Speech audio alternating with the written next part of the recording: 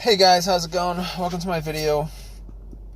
Just want to give you guys, um, just want to make a video about what happened to me about a couple days ago in my car, and got it fixed since. But I had a no crank, no start issue with my car. Basically, the car worked fine all day. I drove it pretty much all day, back and forth, doing a whole bunch of stuff, and I stopped at a Arby's. I stopped at an Arby's to get some food, and pretty much ate there. Got back out, and I was all ready to go back home, and the car did not crank up, did not start. So anyway, the remote worked. Got into the car. Everything came on as normal. The dash lights, radio, everything that was supposed to worked. And but it wouldn't crank up. It wouldn't crank. It wouldn't start up. It wouldn't crank, obviously. So at that point, I was kind of, I tried it at least 4 or 5 times to try to get it to crank, but all I heard was like a click on each try. So basically, what I did was I got out, turned on the headlights, got out, and try to see whether the headlights were bright or not.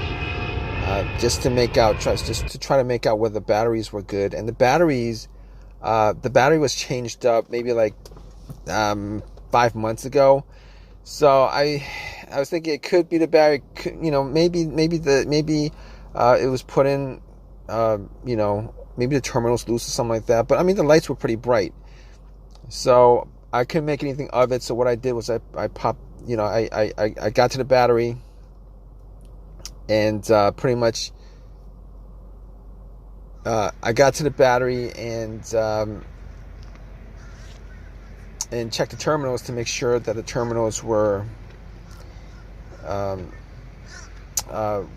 corroded or anything like that. But the terminals did look a little bit corroded.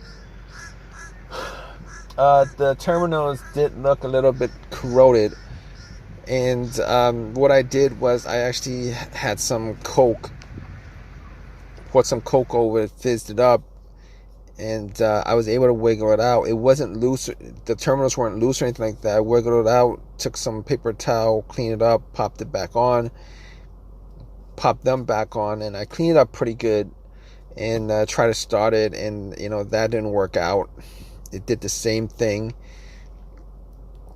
So at that point, I was looking at the ground wire, because I was scratching my head trying to figure out what the problem was, and checked out the ground wire and checked to see whether the ground wire was corroded, whether it was broken off from the frame. But the ground wire looked fine. There was a little bit of rust on it, but it looked fine. So I had no issues with the ground wire, and had no issues with that. But just to be sure that it wasn't the battery, what I did was I got a power pack that I bought from Walmart, and popped that on. It was at 75% capacity, but I turned that on and tried to turn on the car. Had the same situation. It still would not crank, would not turn on. And at that point, I could rule out a whole bunch of stuff. I could rule out the battery, 100% ruled out the battery, ruled out the ground wire, and pretty much ruled out the alternator, because I thought maybe the alternator went out and it wasn't charging the battery correctly, and got into the situation where it wouldn't crank. But I really didn't think it was the alternator, considering considering the headlights were pretty bright. The battery probably had, at the very worst, had enough juice to bright up to. So I mean, I would have heard like some kind of slow crank if it was just a bad battery, but it wasn't a bad battery. It wasn't the alternator. I ruled all that stuff out. So after that, I was really confused as to what the problem was. And I remember the brake switch was one of the things that I knew that the brake switch having issues with the brake switch could cause a car not to start. So what I did was I actually had this kind of, you guys know what the club is, but it's for the brake pedal. So I actually took the club, extended it to my seat, and had the brakes depressed, and went out and to check the brake lights, and the brake lights were pretty, the brake lights came on. So if the brake lights didn't come on, then I could have probably, I could have probably deduced that it might have been the brake switch. But at that point, I was thinking to myself, all right, so I could rule all those things out. As far, it could have been a key fob too, but I changed up the battery on the key fob like 8 months ago, and I ruled that out. So at that point, I was like, okay, there's only a couple of things it could be, considering it's not cranking, it's not starting. I looked at the dash. There was no check engine light on the dash, but I took my OBD2 reader, popped it in, and ran it just to make sure that there was no issues with the car's computer, because I knew that it wasn't going to pick up any kind of codes, and very few times a code will pop up for a situation like this where it's a no crank, no start situation. And it ran all the way through. There were no codes. That pretty much told me that the car's computer is connected to the car itself, and that was the only reason why I did that, to check that out. So at that point, I was thinking to myself, there's only a couple things else that it could be. It's either the fuse, or a relay, or the starter. But I didn't think it was the starter, because that starter was changed out about a year ago. But anyway, I actually got to the fuse box, checked out the fuses, and the fuses, I was trying to see the top of the fuses, see if I saw any fuses that were blown, brownish, whether there was any kind of burnt smell coming from the fuse box. But I looked at all of them, and there wasn't any. I didn't have a fuse tester on me, but I didn't see any of them that were actually blown. So I recalled there were at least a couple of times where a fuse caused. I've had incidents where, not this car, but vehicles that I've had, where it caused the car not to start. Now, one of those situations was I actually had I believe the fuse to the ECU was blown, and what happened was the car would crank, but it wouldn't turn over, because there was it was either to the ECU or to the car's fuel pump. And once I changed that out, it worked after that. But this is not the same situation I was at the point, because the car wasn't cranking at all. The other time I had a fuse issue where it caused the car not to start was, I believe it was on a Honda Accord, where I was getting no power at all to any portion of the car. It was as if the battery was absolutely 100% disconnected, and it did turn out to be a fuse, but it was the main fuse on the car, where inside that fuse box, the main fuse that connected the battery to the fuse box itself was blown. And once I changed that up, that actually got it to start without any problem whatsoever.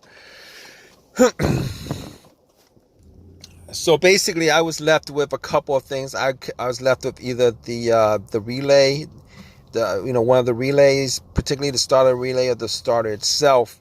And I was thinking to myself, the starter was changed out a year ago. There's a possibility that the starter could have gone out, because I actually bought a rebuilt starter for it, and starter was 100% warranted for a lifetime warranty, but it was a rebuilt starter. I've had situations where a rebuilt starter, if you guys know anything about rebuilt starters, they actually literally rebuild the starter. You give them the core, and then they changed up certain parts. And I don't know. I I've heard that they changed up just the parts that are broken and leave the other parts that in there. But I was crossing my fingers that it wasn't starter, because it would have been really a real pain if it was. But moving on to my to what the real fix was on the car. It was okay. So I did the fuses. Wasn't 100% on the fuses, but they looked all clean to me. And got to the relays themselves, and I was looking at the relays, and I was thinking to myself, I was hearing a click. So normally when you hear a click, that means that the relay is firing off. For the most part, a lot of times when you hear a click, and every time you try to start your car and it's not turning, it's not cranking, you hear a click, normally it's the relay that you're hearing.